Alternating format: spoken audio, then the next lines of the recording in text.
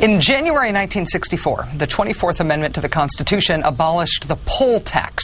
A poll tax was a fee that you had to pay at the time of voting. If you didn't have the money to pay the poll tax, you couldn't vote. In other words, the only people who had an effective right to vote were people rich enough to be able to pay the poll tax. Anybody too poor to pay it had no real right to vote. That's why southern states had the poll tax. It was a handy way to keep poor African Americans from voting, even if they technically had a constitutional right to do so. Well, it's 44 years down the road now since the poll tax was constitutionally abolished, and what do you know? We've got sort of another poll tax. It looks like this. Lines at some Florida early voting sites extended 3 hours, and the wait only got longer. 4-hour wait. In Atlanta, they were queued up long before the doors opened. Eventually, more than 900 people. Voters in Gwinnett County, Georgia, waited 8 to 10 hours. Voters say the 2 to 5 hour waits are tolerable because of what's feared come Tuesday. Election day voting might be a little bit worse. Let's hope not. This is a poll tax. If you have early voted already, how much did it cost you to vote? An hour? 2, 3, 4, 5, 6 hours?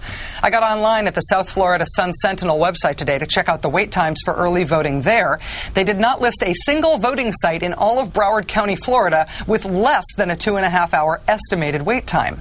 If your voting site was the African American Research Library in Fort Lauderdale, that'll be 6 hours, please, sir. At Miramar City Hall in Miramar, Florida, that'll be 5 hours, please, ma'am. At the Pompano Beach Library, 5 hours, please. This is a poll tax. How much do you get paid for an hour of work? Do you have the kind of job that would be delighted to give you an hour, a half day, a whole day off work because you were waiting in line at your precinct? Even if it won't cost you your job, can you afford to not work those hours? Are you elderly or disabled? Do you not have the physical stamina for that kind of exertion?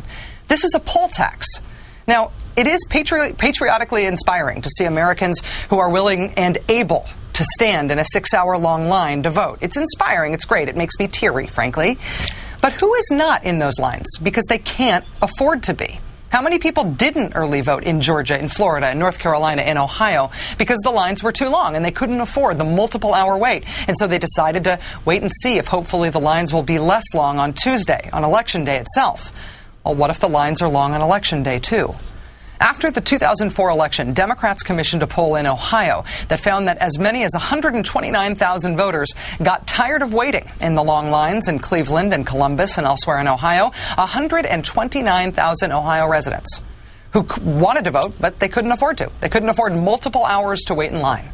That's 10,000 more votes than the margin by which Kerry lost that state and lost the election, giving Bush another 4 years.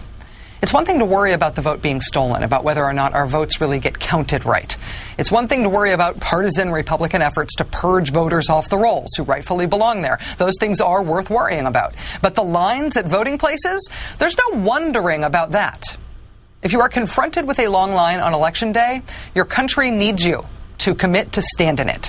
If you are an employer and your employees are late to work on Tuesday or have to leave early in order to vote, your country needs you to cut them some slack. If you're an elections official, your country needs you to have contingency plans for your contingency plans, and frankly, probably a stockpile of paper ballots under lock and key to turn to if the lines are so long as to be disenfranchising. And if you are a politician, your country needs you to abolish this poll tax, to make the right to vote equally available to every American regardless of our ability to pay, whether that payment is in cash or in time. No matter who gets elected, it is time to fix this election season, this election system once and for all. Too many people bled for this right for us to see it squandered.